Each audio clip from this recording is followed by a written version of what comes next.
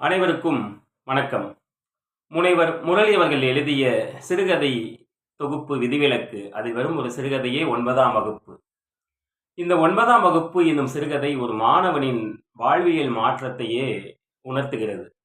அழகு என்பவன் பள்ளிக்கூடம் செல்லாமல் தினமும் எங்காவது போய் விளையாண்டுட்டு ஃப்ரெண்டுங்க கூட அரட்டை அடிச்சுட்டு நான் ஸ்கூல் போயிட்டேன் அப்படின்னு வந்து வீட்டுக்கு வந்துடுவாப்புல. அங்க இருக்கிற அந்த வாழ்ற அந்த யங்ஸ்டர்ஸ்லாம் சேர்ந்து இவங்களுக்குள்ள சண்டை விடுறது. ஸ்டூடண்ட்ஸ்குள்ள சண்டை விட்டு அதை வேடிக்கை பார்க்குறது. அழகு நீ தான்டா நல்லா ஃபைட் பண்ற அப்படின்னு சொல்லி உசுப்பேத்தி விடுறது. இவர் வந்து பசங்கள குத்துவாரு. இது மாரி சில சில்மிஷம் சேட்டைகள்லாம் செஞ்சுட்டு வராரு அழகு. அட்டெண்டன்ஸ் கேட்டா, "இல்ல இன்னும் அவர் வரல சார்" அப்படின்னு சொல்றாங்க பசங்க. ஆனா அட்டெண்டன்ஸ் எடுக்கிறாரு. டெய்லி வாத்தியார் வந்து எடுக்கிறாரு. அப்ப அழகு கிட்ட ஒரு பையன் சொல்றான், "டேய் நெக்ஸ்ட் நம்ம 9த் ஸ்டாண்டர்ட் போறோம்டா" அப்படின்னு. "சரிடா" அப்படின்னு சொல்றான். "நீ படிக்க வருவியா எப்படி?" அப்படின்னு கேட்குறான். "இல்லடா நான் வந்து வேலைக்கு போலான்னு தான் பிளான் பண்றேன்" அப்படின்னு சொல்றான் அழகு.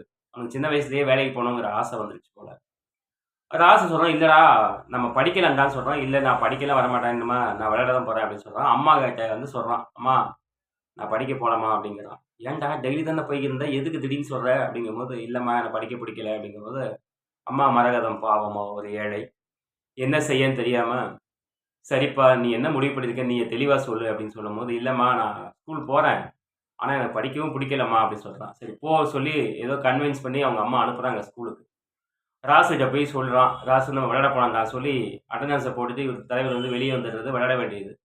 டெய்லி ஸ்கூல் போறேன்னு சொல்லி புழுதியில போட்டு புரண்டு வீட்டுக்கு வந்துட்டு, "நான் ஸ்கூல் போனேன், ஸ்கூல் போனேன்" அப்படி சொல்ல வேண்டியது. ஒரு நாள் இத அக்கம் பக்கத்துல பார்க்குறவங்க, "உன் பையன் ஸ்கூலே போல, அங்க விளையாண்டுட்டு இருக்கான் போய் பாரு" அப்படிங்கும்போது அவங்க அம்மாவ போய் அடிச்சிடுறாங்க. "எதுக்கு என்ட்ட பொய் சொன்ன?" அப்படின்னு. "இல்லம்மா எனக்கு படிக்க பிடிக்கல" அப்படின்னு சொல்லிடுறான் அழகு.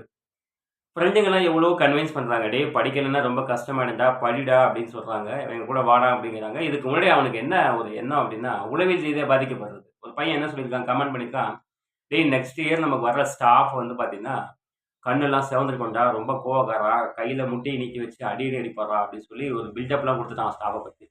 இவன் அதெல்லாம் யோசிக்கல. இவனுக்கு படிக்க புடிக்கல.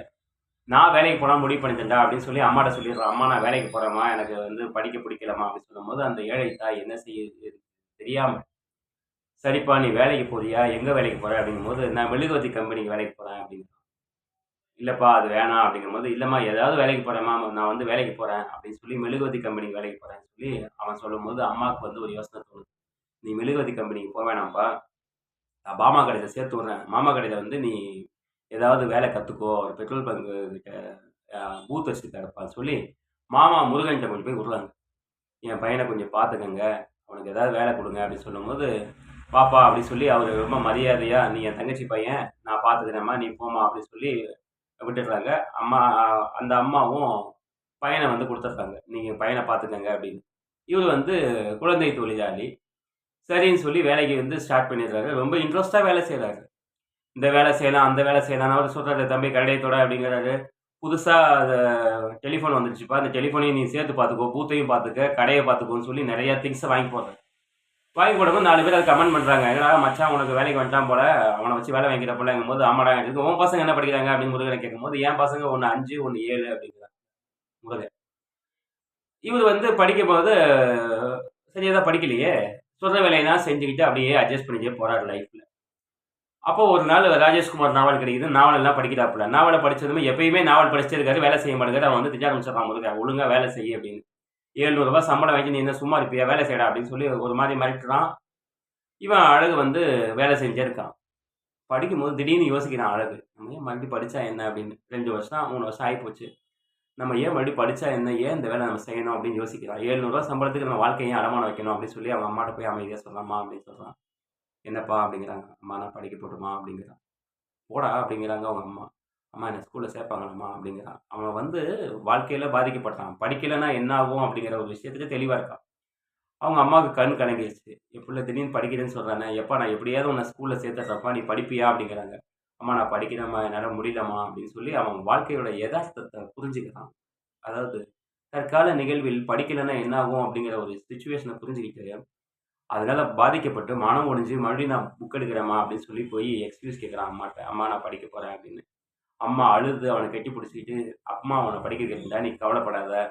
இத்தன வருஷம் போயிடுச்சுன்னு கவலைப்படாத. அம்மா எப்படியாவது ஸ்கூல்ல சேர்த்துடுறேன்னு" சொல்லி நேரா அந்த ஓனர்ட்ட போறாருங்க. "நீ வேலைய விட்டுரு மாமாட்ட" சொல்லும்போது, "அண்ணா அவன இனிமே வேலைக்கு கூப்பிடாதீங்கண்ணே" அப்படின்னு சொல்லி மரகதம் வந்து கையெடுத்து கும்பிடுறாங்க.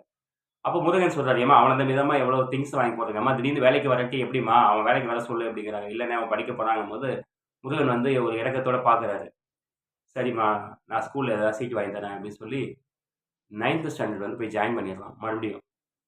ஸ்கூல்ல எவ்வளோ சேட்ட பண்ண அந்த பையன், மறுபடியும் 9த் ஸ்டாண்டர்ட் போய் சேர்ந்ததும் பசங்கலாம் பார்க்குறாங்க. அதெல்லாம் யோசிக்கவே இல்ல. 2 வருஷம் போனா என்ன, 3 வருஷம் போனா என்ன, எவன் எக்கேடு போட்டு கெட்டு போனா என்ன, எவன் எப்படி ஜம்ப் பண்ணி போனா எனக்கு என்னடான்னு சொல்லிட்டு, ஸ்டடீஸ் ஃபுல்லா கான்சன்ட்ரேட் பண்ணிட்டான். எப்படியாவது படிச்சிடணும் அப்படின்னு சொல்லி படிச்சதும், அம்மாவ வந்து சொல்றான். "அம்மா ரேங்க் கார்டும்மா, 6த் ரேங்க்ம்மா இந்தாம்மா" அப்படிங்கும்போது, "அம்மா லட்டு வாங்கி தரேன்டா, எல்லாம் துணி எடுத்து குடுக்குறேன்டா, நல்லா படிப்பா" அப்படின்னு சொல்றாங்க.